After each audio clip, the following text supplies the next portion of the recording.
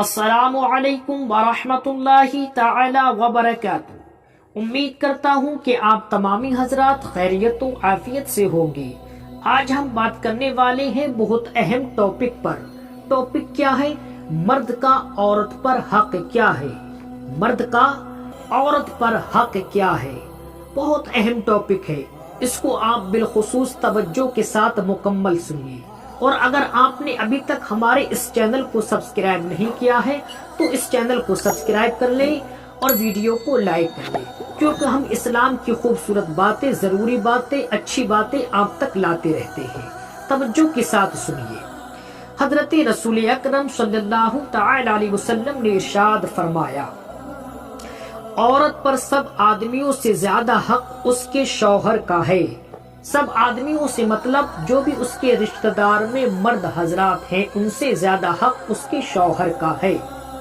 اور سنیے، مرد پر اس کی ماں کا، جو اس کا شوہر ہے مرد، اس پر سب سے زیادہ حق اس کی ماں کا ہے۔ اور فرمایا کہ اگر میں خدا کے سوا کسی کو سجدہ کرنے کا حکم دیتا تو عورت کو حکم دیتا کہ وہ شوہر کو سجدہ کرے۔ اللہ اکبر! کیا فرمایا؟ فرمایا رسول اکرم صلی اللہ تعالی علیہ وسلم نے کہ اگر میں اللہ کے سوا کسی کو سجدے کا حکم دیتا تو خواتین اسلام کو دیتا کہ وہ اپنے شوہروں کو سجدہ کرے۔ شوہر کی تعظیم یہ ہے، اس کا مرتبہ یہ ہے۔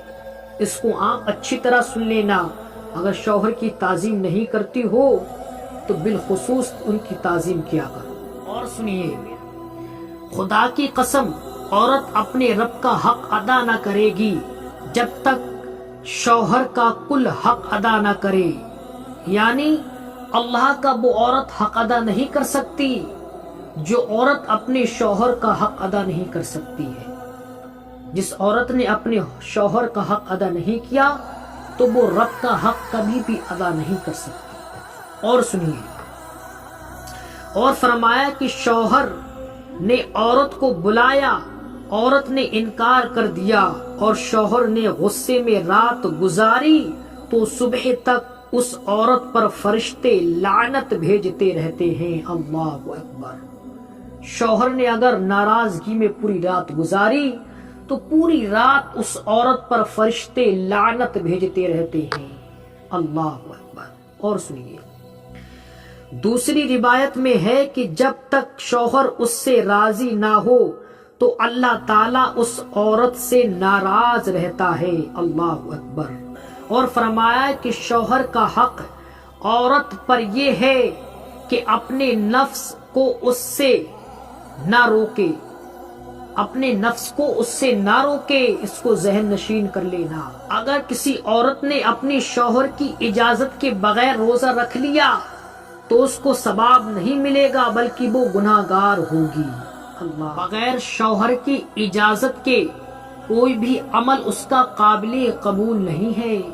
بغیر اجازت کے شوہر کی کوئی بھی عمل قابل قبول نہیں ہے۔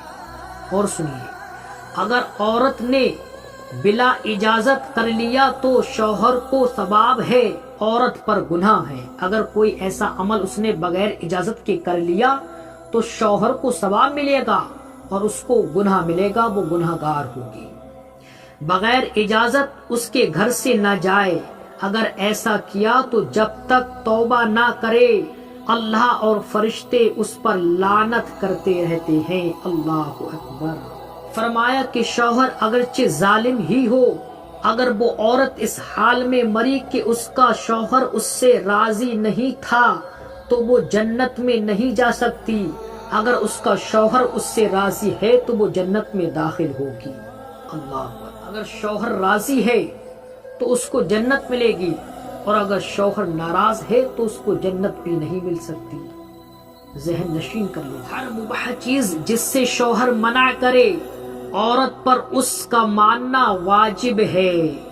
شوہر سنگار کرنے کو کہے اور یہ نہیں کرتی، یا وہ اپنے پاس بلاتا ہے اور یہ نہیں آتی، اس صورت میں عورت کو مارنے کا بھی حق ہے۔